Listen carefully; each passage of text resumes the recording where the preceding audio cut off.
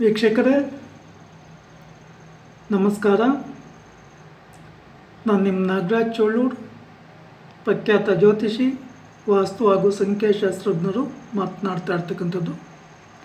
ವೀಕ್ಷಕರೇ, ಇವತ್ತಿನ ಸಂಚಿಕೆಯಲ್ಲಿ ಕುಂಭ ರಾಶಿಯವರ ಫೆಬ್ರವರಿ ತಿಂಗಳ ಗೋಚಾರ ಫಲಾಫಲ ಮತ್ತು ಪರಿಹಾರಗಳ ಬಗ್ಗೆ ತಿಳಿಸ್ಕೊಡ್ತಾ ಇದೆ.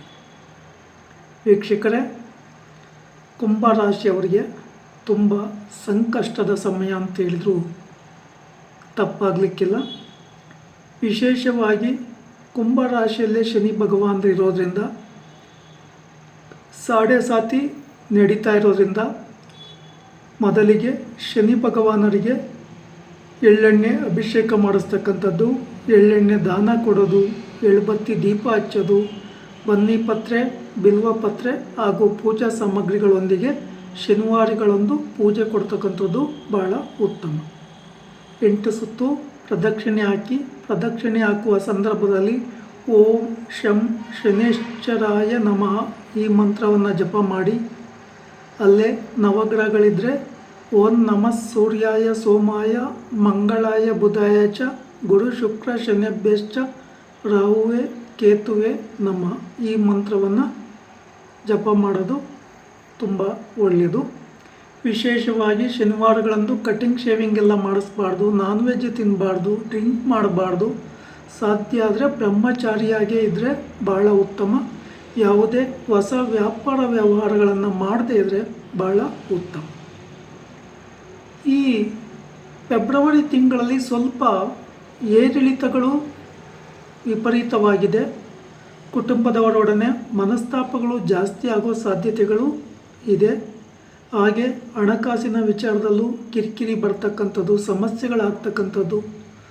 ನೀವು ಅಂದ್ಕೊಂಡ ಯಾವುದೇ ಕೆಲಸ ಕಾರ್ಯಗಳಲ್ಲಿ ಯಶಸ್ಸು ಸಿಗೋದಿಲ್ಲ. ವಿದ್ಯಾರ್ಥಿಗಳಿಗೂ ಸಹ ಪರಿಪೂರ್ಣವಾದಂಥ ಉತ್ತಮ ಸಮಯವಲ್ಲ. ಸಾಧ್ಯ ಆದರೆ ಗಣಪತಿ ದೇವರಿಗೆ ಗರಿಕೆ ಪತ್ರೆಯನ್ನು ಅರ್ಪಣೆ ಮಾಡಿ ಓಂ ಗಂ ಗಣಪತಿಯೇ ನಮಃ ಈ ಮಂತ್ರವನ್ನು 108 ಸಲ ಜಪಿಸೋದು ಪೂರ್ವಾಭಿಮುಖವಾಗಿ ಕುಳಿತುಕೊಂಡು ಉತ್ತಮ.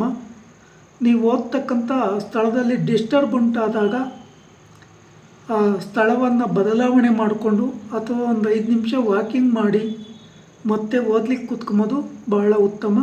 ಸಾಧ್ಯ ಆದರೆ ರಾಘವೇಂದ್ರ ಸ್ವಾಮಿ ಮಂದಿರ ಅಥವಾ ಸಾಯಿಬಾಬಾ ಮಂದಿರದಲ್ಲಿ ಅಥವಾ ವಿಷ್ಣುವಿನ ಮಂದಿರಗಳಲ್ಲಿ ಗುರುವಾರಗಳಂದು ಪೂಜೆ ಕೊಡೋದು ಬಹಳ ಉತ್ತಮವಾಗಿ ಇರ್ತದೆ.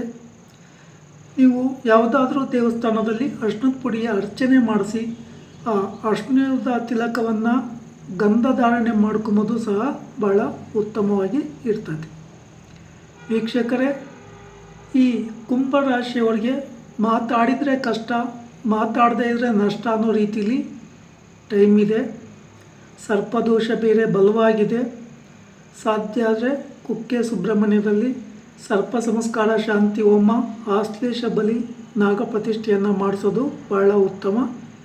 ಇಲ್ಲ ನಿಮ್ಮ ಹತ್ತಿರದ ಸುಬ್ರಹ್ಮಣ್ಯ ದೇವಸ್ಥಾನಗಳಲ್ಲಿ ಮಂಗಳವಾರಗಳಂದು ಅಥವಾ ಷಷ್ಠಿ ಪಂಚಮಿಗಳಂದು ಪೂಜೆ ಕೊಡ್ತಕ್ಕಂಥದ್ದು ಉತ್ತಮವಾಗಿ ಇರ್ತದೆ. ಇಲ್ಲ ನಾಗನ ಸಾನ್ನಿಧ್ಯಗಳಲ್ಲಿ ಹಾಲಿನ ಅಭಿಷೇಕ, ಎಳ್ನೀರಿನ ಅಭಿಷೇಕ ಅಥವಾ ಪಂಚಾಮೃತದ ಅಭಿಷೇಕ ಮಾಡಿಸ್ತಕ್ಕಂಥದ್ದು ಬಹಳ ಉತ್ತಮವಾಗಿ ಇರ್ತದೆ. ಹಾಗೆ ಈಗ ನಡೀತಾ ಇರ್ತಕ್ಕಂಥ ಸಮಯದಲ್ಲಿ ತುಂಬ ಎಚ್ಚರಿಕೆ ಹೆಜ್ಜೆ ಇಡ್ತಕ್ಕಂಥದ್ದು ಬಹಳ ಉತ್ತಮ. ನಿಮ್ಮ ಯಾವುದೇ ವ್ಯಾಪಾರ ವ್ಯವಹಾರದ ಸೀಕ್ರೆಟನ್ನು ಯಾರಿಗೂ ಬಿಟ್ಟುಕೊಡಬಾರ್ದು. ಹಾಗೆ ಆರೋಗ್ಯಕ್ಕೆ ಸಂಬಂಧಪಟ್ಟ ವಿಚಾರಗಳಲ್ಲಿಯೂ ಹೆಚ್ಚಿನ ಜಾಗರೂಕತೆಯನ್ನು ವಹಿಸಿ. ಸಾಧ್ಯ ಆದರೆ ದೇವಿ ದೇವಸ್ಥಾನಗಳಲ್ಲಿ ಮಂಗಳವಾರ ಅಥವಾ ಶುಕ್ರವಾರ ಅಥವಾ ಭಾನುವಾರ ರಾಹು ಕಾಲದಲ್ಲಿ ನಿಂಬೆಹಣ್ಣಿನ ಆರತಿ ಬೆಳಗ್ತಕ್ಕಂಥದ್ದು ಅಥವಾ ನಿಂಬೆಹಣ್ಣಿನ ಆರತಿ ಪೂಜೆ ಮಾಡಿಸ್ತಕ್ಕಂಥದ್ದು ಅಥವಾ ನಿಂಬೆಹಣ್ಣಿನ ಹಾರ ಹಾಕಿಸಿ ಪೂಜೆ ಕೊಡ್ತಕ್ಕಂಥದ್ದು ಬಹಳ ಉತ್ತಮವಾಗಿ ಇರ್ತದೆ. ಅಥವಾ ಗಣಪತಿ ದೇವರಿಗೆ ಗರಿಕೆ ಪತ್ರೆಯನ್ನು ಅರ್ಪಣೆ ಮಾಡಿ ಅಥವಾ ಗರಿಕೆ ಪತ್ರೆಯ ಮಾಲೆಯನ್ನು ಹಾಕಿಸಿ ಪೂಜೆ ಕೊಟ್ಟು ತಮ್ಮ ಕಷ್ಟಗಳ ನಿವಾರಣೆಗೆ ಪ್ರಾರ್ಥನೆ ಮಾಡ್ಕೊತಕ್ಕಂಥದ್ದು ಬಹಳ ಉತ್ತಮ. ಸಾಧ್ಯ ಆದರೆ ಹನುಮಾನ್ ಚಾಲೀಸ್ ಪಾರಾಯಣವನ್ನು ದಿನನಿತ್ಯ 8 ಸಲ ಪಾರಾಯಣ ಮಾಡೋದು ಬಹಳ ಒಳ್ಳೆಯದು. ಶನಿವಾರಗಳಂದು ಕಪ್ಪು ಮತ್ತು ನೀಲಿಯ ವಸ್ತ್ರಗಳ ಧಾರಣೆ ಬೇಡ. ಹೊಸ ವ್ಯಾಪಾರ ವ್ಯವಹಾರಗಳ ವಿಚಾರ ಬೇಡ.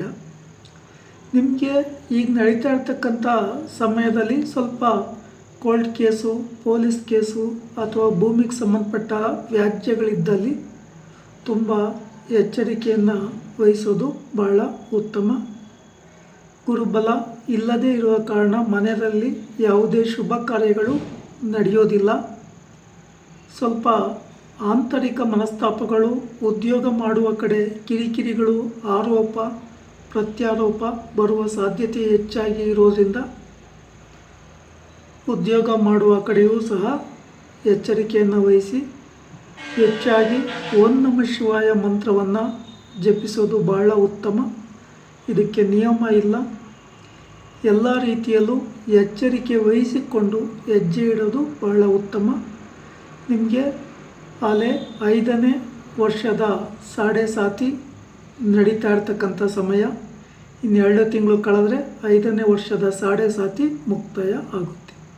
ವೀಕ್ಷಕರೇ, ಈ ವಿಡಿಯೋ ಇಷ್ಟ ಆಯಿತು ಅಂದರೆ ಲೈಕ್ ಮಾಡಿ, ಶೇರ್ ಮಾಡಿ, ಸಬ್ಸ್ಕ್ರೈಬ್ ಆಗಿ, ಆಲ್ ಐಕಾನ್ ಒತ್ತಿ, ಬೆಲ್ ಐಕಾನ್ ಒತ್ತಿ. ನಮಸ್ಕಾರ.